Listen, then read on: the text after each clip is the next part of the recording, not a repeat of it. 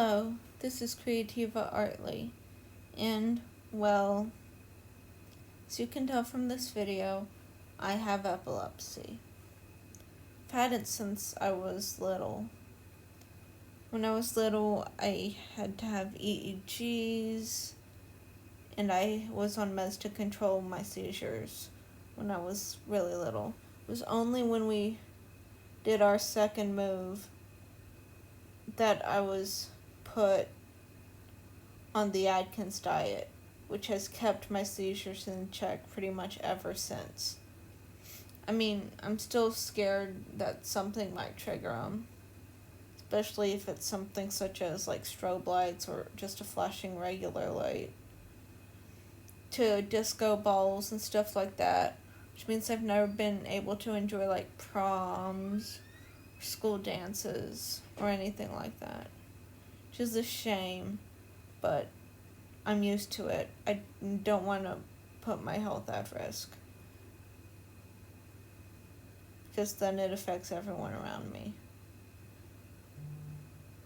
But yeah, I've learned to live with it.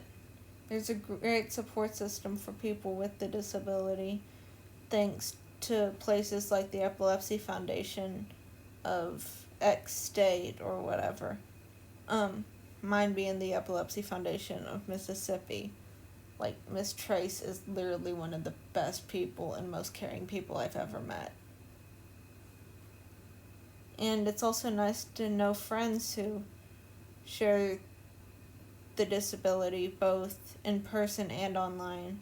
Some that come to mind for me being my friends Stacy and Rissa Armour. They're both great. One of the people online that I love to talk to it about as well would be Spookiest Ghost and the few people that are in my Bronies with Epilepsy group on my femfiction. It's a way to see for us that we're not alone, that we can talk about it with others like us. Especially when it comes to Spookiest Ghost, as she has a Discord chat that is just an epilepsy support group, and it is the best thing in the world to just go in there and share about it. Granted, it's not all sunshine and roses. My epilepsy mostly affects how my brain learns math, which for me is very difficult to learn, which means any sort of math class stresses me the heck out. Even if deep down I can figure it out, it doesn't start out that way.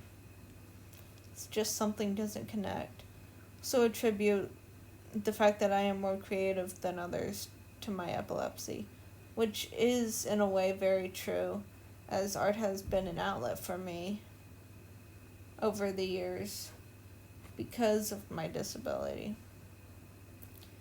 And so have forces in a way as well. And the community that we have, something to be grateful for. Whenever we lose people from the community, like we did last month with Cameron Boyce, we all came around together and talked about it and raised awareness for the disability once again, and even had to explain to people that mocking epilepsy and the seizures it brings on is not an okay thing to do. I even did a video on that myself, because epilepsy is something that shouldn't be mocked, something that should be treated with care just like any disability, disorder, or disease, because deep down it is just like anything else and should be treated as such. Someone has a seizure, go get help or read up on what to do, instead of mocking it online and trying to fake one, because that is literally not okay. I read a story recently about a girl who faked one just to get the attention of her mother, because her brother got all the attention because he actually had epilepsy. So, yeah, definitely don't make fun of it. It's not right and can cause serious harm to people who actually have the disability. So, yeah. Like, I wear purple for me. Like, that's my motto. I'm an epilepsy warrior and I'm proud of that.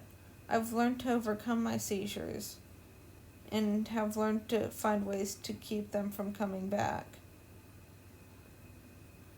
Granted, I still run the heck away from strobe lights and disco balls and stuff, but that's so I can prevent another one from happening in the future. It's just nice to know that I can share this and not feel bad about it, because there are so many others like me.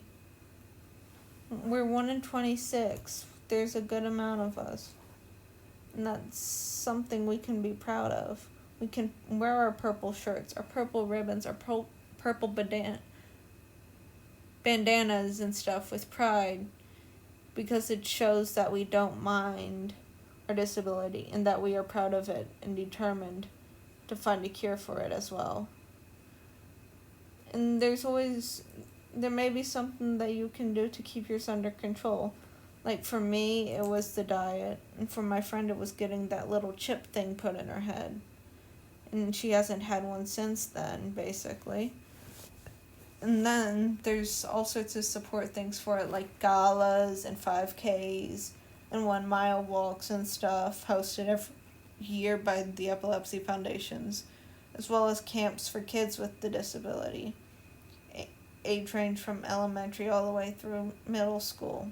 And it's such a fantastic experience, and I made so many friends that way. And I couldn't be more grateful for that. Heck, even my friend Hannah, the one who got her chip put in the head, I met because of that. Epileptics we're a family, and we don't let it bring us down, even though we should. But we stand up against it and fight it because we know it's the right thing to do. And we know we can find a cure for it. If not now, maybe someday. But as for now, we can keep fighting the strong purple fight together. Standing up for others who suffer from it or who have lost people due to SUDEP, which is sudden unexpected death from epilepsy. We're a family, a community, and we should take pride in that. I know this was a more serious one, but it's something I wanted to share. Until the next one, bye.